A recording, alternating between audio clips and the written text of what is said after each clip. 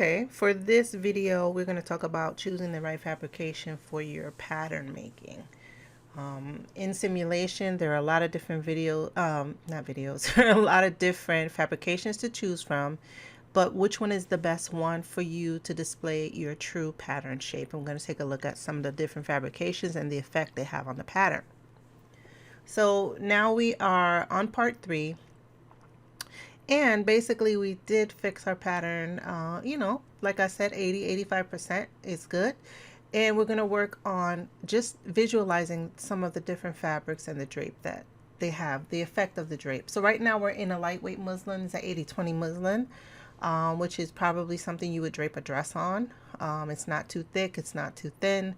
It might be actually the more palleable. But let's look at a couple different ones.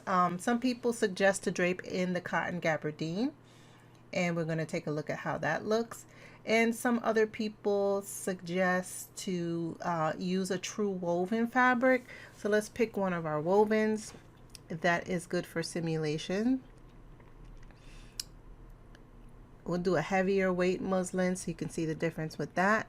And we will do a couple of other ones. So let me just look. Crepe de Chine, I think, was one of them.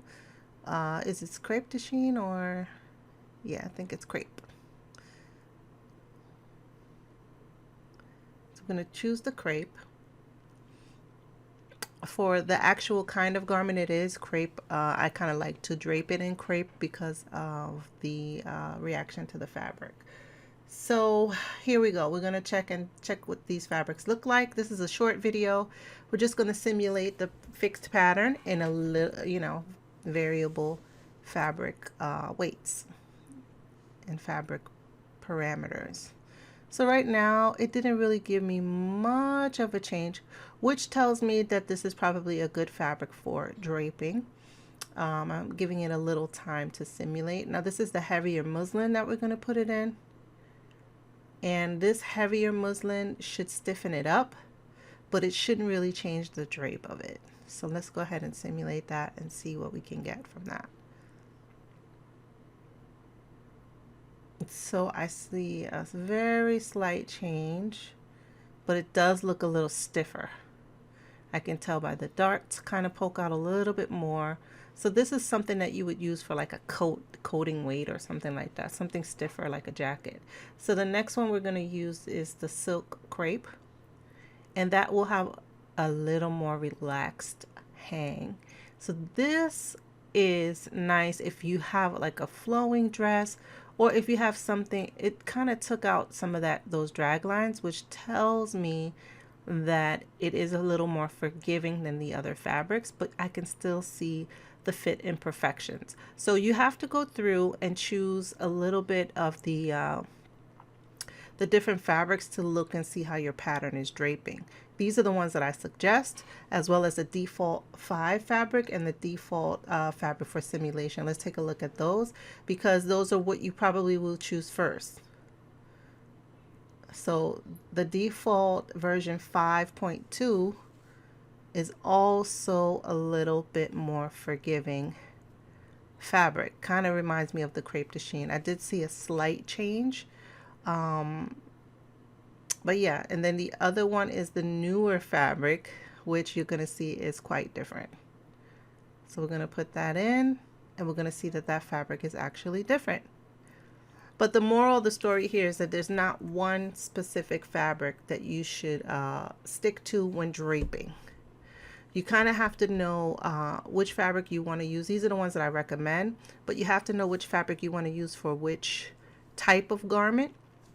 Of course, if I was doing knit, I would go through a few of the different knits, but since this is a dress, I'm choosing some of the fabrics that look great in a dress. You may also want to re-simulate or re-drape the garment, but this actually looks good default for simulations, but it has less of the imperfections. So you might kind of like this fabric, but I suggest you use 2 or 3 just to get to know the differences in how things are draped on your form. So now if we go back to a muslin fabric, we're going to drape that again.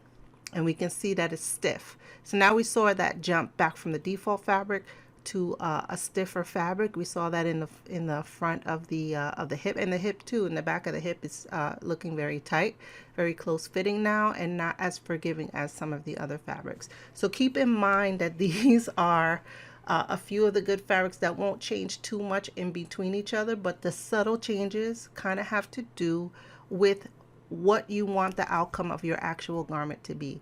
What is this block being made as? Is it being made as a dress, jacket, coat, etc.? So all of these fabrics are good for a base fabric. If you want to choose your own fabric to make that and just rename it as your base fabric, you're free to do that depending on the quality that you like.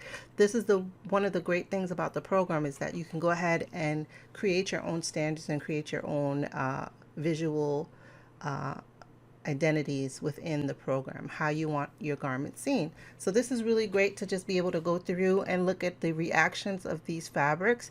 I would stick to these only because the more variants you go, the more high and low or whatever it is that you're trying to make.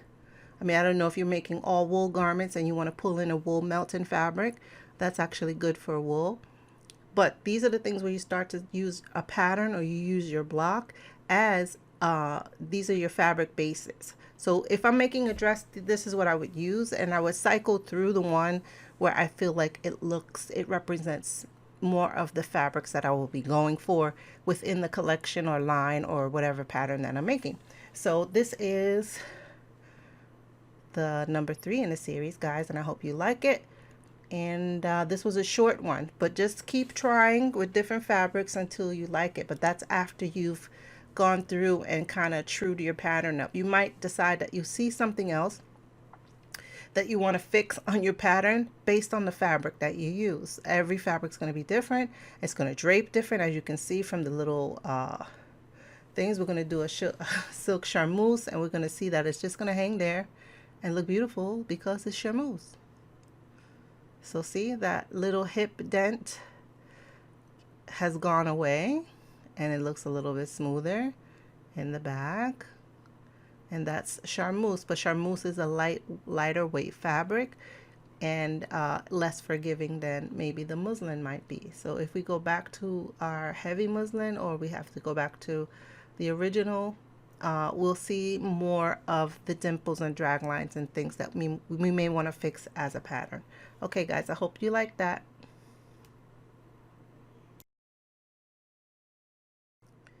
Okay, so here's where I'm talking about creating some of your own parameters.